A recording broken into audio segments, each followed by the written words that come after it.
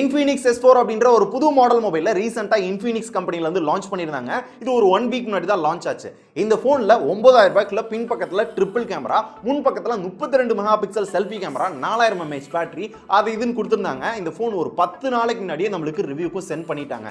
இருந்தாலும் எப்பவும் போல அன்பாக்சிங், ஃபர்ஸ்ட் இம்ப்ரஷன் அப்படின்னு போடாம இந்த போனை நல்லா யூஸ் பண்ணி பார்த்துட்டு இதுல என்னெல்லாம் நல்லா இருக்கு, என்னெல்லாம் நல்லாவே இல்ல, இதை வாங்கலாமா வேணாமா, இந்த பிரைஸ்க்கு இது ஒர்த்தா இல்லையா அப்படின்ற ஒரு ஃபுல் ரிவ்யூவா பார்த்தலாம் அப்படின்றதுக்காக தான் வெயிட் பண்ணி யூஸ் பண்ணி பார்த்துட்டு இந்த வீடியோ வந்து போஸ்ட் பண்ணியிருக்கேன். ஸோ இப்போ இந்த வீடியோவில் இந்த ஃபோன் பற்றி டீட்டெயிலாக பார்க்கலாம்.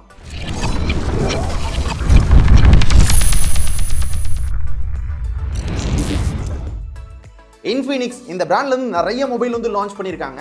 ஒரு சில நல்ல மொபைல் லான்ச் பண்ணிருக்காங்க. அப்படி இருந்தும் இந்த பிராண்ட் பெருசா ஃபேமஸ் கிடையாது. ஏன்னா அப்படி லான்ச் பண்ற மொபைல்ல ஒரு சில டிராபேக் வந்து இருந்தது. அதனாலே இந்த பிராண்ட் வந்து பெருசா வந்து ஃபேமஸ் ஆகல. உங்களுக்கு எத்தனை பேருக்கு Infinix அப்படின்ற ஒரு பிராண்ட் இருக்கும் அப்படின்றது தெரியல.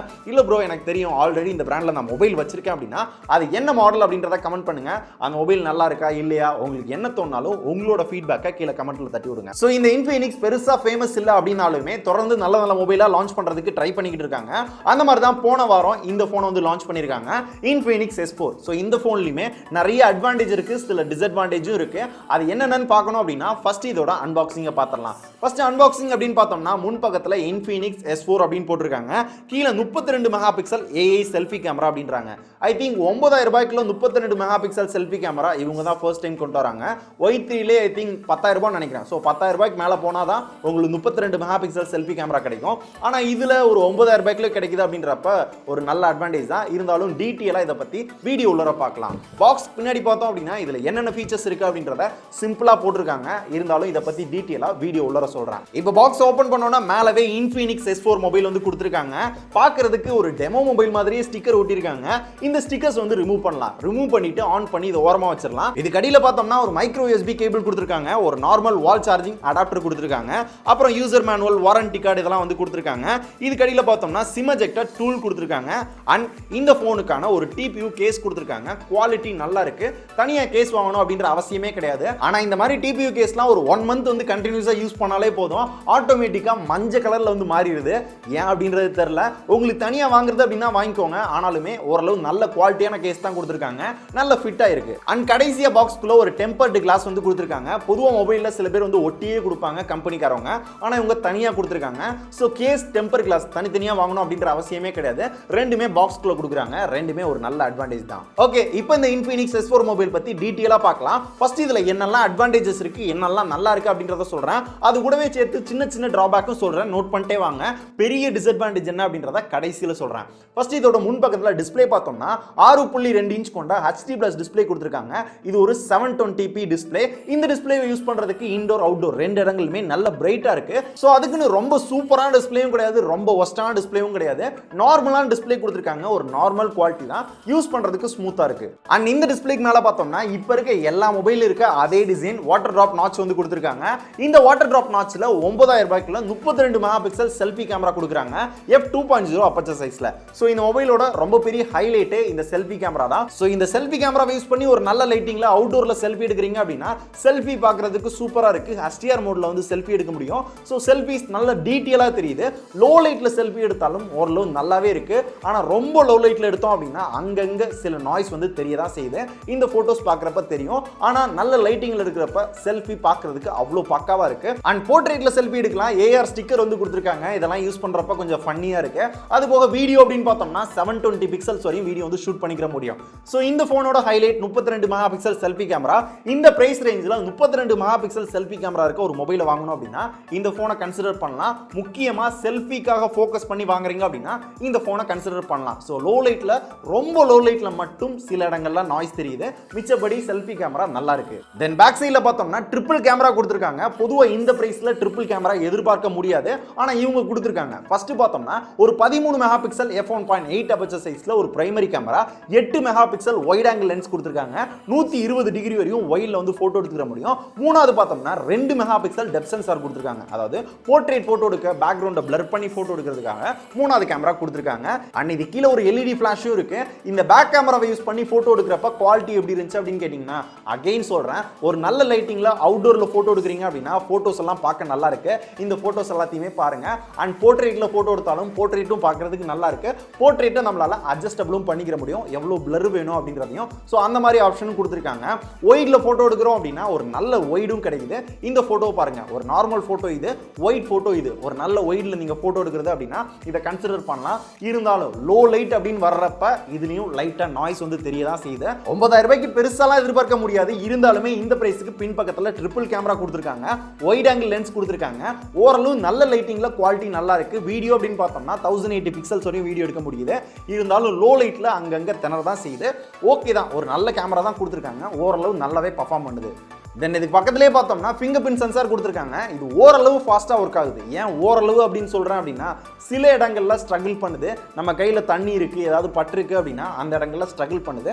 மிச்ச இடங்கள்ல ஓரளவு ஃபாஸ்ட்டாக ஒர்க் ஆகுது. அண்ட் இது கூடவே இந்த ஃபோனில் ஃபேஸ் அன்லாக்கும் இருக்குது. நான் ஃபேஸ் அன்லாக் ஃபாஸ்ட்லாம் கிடையாது, ஒரு செகண்ட் கேப் எடுத்து அன்லாக் பண்ணுது. இப்போவே பாருங்கள், லாக் பண்ணியிருக்கேன். அன்லாக் பண்ணுறப்ப ஒரு செகண்ட் கேப் எடுத்து அன்லாக் பண்ணுது. ஸோ ஆனாலுமே அக்யூரேட்டாக அன்லாக் பண்ணுது. லோ லைட்லையுமே பார்த்தோம் அப்படின்னா ஸ்க்ரீனோட பிரைட்னஸை யூஸ் பண்ணி ஓரளவு ஃபாஸ்ட்டாக அன்லாக் பண்ணுறதுக்கு ட்ரை பண்ணுது. லோ லைட்ல ஓரளவு ஃபாஸ்டா அன்லாக் பண்ணுது, பரவாயில்ல. சோ ஃபேஸ் அன்லாக் ஒரு 80% ஓரளவு ஃபாஸ்டா இருக்கு. தென் இந்த போன்ல யூஸ் பண்ணிருக்க ப்ராசஸர் MediaTek Helio P22 வந்து யூஸ் பண்ணிருக்காங்க. இந்த ப்ராசஸர் ஒரு 6000 ரூபாய் மொபைல்லே கொண்டு வந்துட்டாங்க. ஆனாலுமே 9000 ரூபாய் மொபைல்ல இப்போ வரையும் இந்த மாதிரி மொபைல்ல கொண்டு வந்துட்டு தான் இருக்காங்க. அது நல்ல ப்ராசஸர் தான், இல்லைன்னு சொல்ல. இன்னுமே சில பேர் இன்னும் 9000 ரூபாய் 10000 ரூபாய் 12000 ரூபாய் வரை கூட சேல் பண்ணிட்டு தான் இருக்காங்க. இவங்க 9000 ரூபாய்க்கு இந்த ப்ராசஸர் எடுத்துட்டு வந்திருக்காங்க. இன்னும் பெட்டரா கொடுத்துருக்கலாம். இந்த ப்ராசஸர் எப்படி பர்ஃபார்ம் பண்ணுது அப்படின்னு கேட்டீங்கன்னா, பர்ஃபார்மன்ஸை பொறுத்தவரை நார்மல் யூசேஜ் பண்றீங்க அப்படின்னா எந்த லாகுமே கிடையாது. நல்ல ஃபாஸ்டா ஸ்மூத்தா இருக்கு. எந்த இடத்துலயும் ஒரு சின்ன லாக் கூட பார்க்க முடியாது. ஆனா ஒரு ஹெவி யூசேஜ் பண்றீங்க, நிறைய ஆப்ஸ் வந்து ஓபன் பண்ணி வைக்கிறீங்க, கேம்ஸ் விளையாடுறீங்க அப்படின்னா ஸ்லோவாக தான் செய்யுது, லைட்டா அங்கங்க லாக் இருக்க தான் செய்யுது. ஸோ ரொம்ப ஹெவி ஆப் யூஸ் பண்றப்ப தான் இந்த மாதிரி இஷ்யூ இருக்கு. ரொம்ப லைட் ஆப், வாட்ஸ்அப் யூஸ் பண்றோம், ஃபேஸ்புக் யூஸ் பண்றோம், நார்மலான ஆப்ஸ் யூஸ் பண்றோம் அப்படின்னா பெரிய பிரச்சனை கிடையாது. அப்போ PUBG விளையாட முடியுமா, நல்லா இருக்கு அப்படின்னு கேட்டீங்கன்னா லோ கிராபிக்ஸ்ல விளையாடலாம். லோ கிராபிக்ஸ்ல விளையாடுறப்பையும் அங்கங்க சில இடங்கள்ல சில நேரங்கள்ல மட்டும் லாக் இருக்க தான் செய்யுது. ஸோ இந்த வீடியோ பார்க்குறப்ப உங்களுக்கே தெரியும், லைட்டா அங்கங்க சில இடங்கள்ல அப்பப்ப லாக் வரதான் செய்யுது. ஸோ PUBG விளையாட முடியும், ஆனால் லோ கிராபிக்ஸ்ல தான் விளையாட முடியும் அப்படின்றத மனசுல வச்சுக்கோங்க. ஸோ ப்ராசஸிங் அப்படின்னு பார்த்தோம்னா நார்மல் யூசேஜுக்கு இது செட் ஆகும். வாட்ஸ்அப் யூஸ் பண்றது, ஃபேஸ்புக் யூஸ் பண்றது, நார்மல் ஆப் யூஸ் பண்றது அப்படின்றப்ப செட் ஆகும். ஹெவி யூசேஜுக்கு இது பெருசா செட் ஆகாது. ப்ராசஸிங் அந்த அளவுக்கு நார்மலா தான் கொடுத்துருக்காங்க. தென் இதுக்கப்புறம் இந்த ப்ராசஸர் ரன் ஆகிற OS அப்படின்னு பார்த்தோம்னா Android 9.0 Pie மேல XOS 5.0 அப்படின்ற அவங்களோட ஓன் UI வந்து பில்ட் பண்ணிருக்காங்க. சோ OS பார்க்கிறதுக்கு நார்மலா தான் இருக்கு, யூஸ் பண்றதுக்கும் நல்லா ஸ்மூத்தா இருக்கு. எந்த இடத்துலயும் லாக் இல்ல. முக்கியமா இந்த போன்ல ஆட் வரல, அது வரையும் சந்தோஷம். ஏன்னா இந்த பிரைஸ்ல நிறைய மொபைல் காம்படிஷனுக்கு இருந்தாலும் அந்த போன் எல்லாத்துலயுமே ஆட் போட்டே சாவடிப்பானுங்க. எந்த போன் சொல்றேன் அப்படின்றது உங்களுக்கே தெரிஞ்சிருக்கும். சோ இந்த போன்ல ஆட் வராது. அண்ட் இந்த போன்ல யூஸ் பண்ணிருக்க மெமரி அப்படின்னு பார்த்தோம்னா 3GB RAM 32GB இன்டர்னல் அப்படின்ற ஒரே வேரியன்ட் தான் இருக்கு. அதை 9000 ரூபாய்க்கு சேல் பண்றாங்க. 32GB இன்டர்னல் அப்படின்றது ரொம்ப கம்மியா இருக்க மாதிரி தோணும், சில பேருக்கு பத்தாது. அதுக்காக டெடிகேட்டட் மெமரி கார்டு ஸ்லாட் கொடுத்திருக்காங்க. அப் டு 256GB வரையும் நம்மளால மெமரி இன்க்ரீஸ் பண்ணிக்க முடியும். சோ 2 சிம் கார்டு ஒரு மெமரி கார்டை அட் அ டைத்துல இந்த போன்ல யூஸ் பண்ணிக்க முடியும். மெமரி வேணும் அப்படின்னா இன்க்ரீஸ் பண்ணிக்கலாம். அண்ட் இது எல்லாத்துக்குமே சேர்த்து அவங்க கொடுத்திருக்க பேட்டரி அப்படின்னு பார்த்தோம்னா 4000 mAh பேட்டரி கொடுத்திருக்காங்க. இந்த 4000 mAh பேட்டரி ஃபுல் சார்ஜ் ஆக ஒரு 2 மணி நேரத்துக்கு மேலவே ஆகுது. 2 மணி நேரம் ஃபுல் சார்ஜ் பண்ணிட்டோம் அப்படின்னா 2 நாள் லைட் யூசேஜ் வந்து பண்ணிக்க முடியும். ஹெவி யூசேஜ் பெருசா இதுல ஹெவி யூசேஜ் பண்ண முடியாது. அப்படியே கண்டினியூஸா இன்டர்நெட் யூஸ் பண்றது, ஹெவி ஆப்ஸ் எல்லாம் யூஸ் பண்றது, PUBG விளையாடுறது அப்படின்னா ஒரு நாள் ஃபுல்லாவே நம்மளுக்கு பேட்டரி லைஃப் வருது. சோ லைட் யூசேஜ் பண்ணீங்க அப்படின்னா 2 நாள் வருது.